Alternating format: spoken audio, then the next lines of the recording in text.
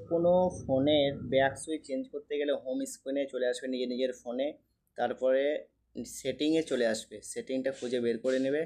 সেটিংয়ে টাচ করার পরে পেয়ে যাবে সিস্টেম, আর কিছু ফোনে পেয়ে যাবে গেটস চার্জ। যে ফোনে গেটস চার্জ পেয়ে যাবে সেখানে ডাইরেক্ট গেটস চার্জে টাচ করবে, আর যদি না থাকে ডাইরেক্ট তাহলে সিস্টেমে টাচ করবে। যখনই তুমি গেটস চার্জে টাচ করবে তারপরেই তোমার নিয়ে যাবে সিস্টেম নেভিগেশন।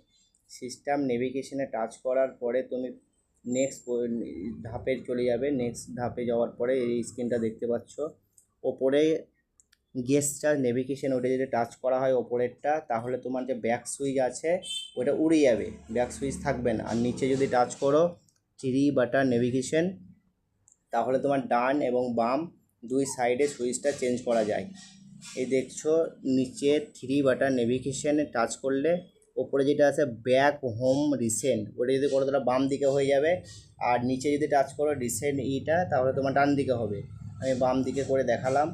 আমার এখন ব্যাক সুইচটা দেখতে পাচ্ছ বাম দিকে হয়ে গেছে। আমি যে কোনো সুইচ ব্যাক করব তো বাম দিকে হয়ে যাচ্ছে। আমরা ফোন যেহেতু ডান দিকে ইউজ করি, ডান হাতে ইউজ করি বেশি, সেই জন্য ডান হাতে করাটাই বেটার। সেই জন্য আবার আমি গেস্ট চার্জে চলে যাব, যাওয়ার পরে সিস্টেমে আসবো এবং থ্রি বাটনে টাচ করার পরে দেখতে পাচ্ছ নিচে যেটা আছে রিসেন্ট হোম ব্যাক বাটন, এটাতে টাচ করবে। তাহলে তোমার সুইচটা ডান দিকে আবার চলে আসবে, বাম দিক থেকে ডান দিকে আবার চলে আসবে। দেখতে পাচ্ছ আমার সুইচটা ডান দিকে অলরেডি চলে এসছে।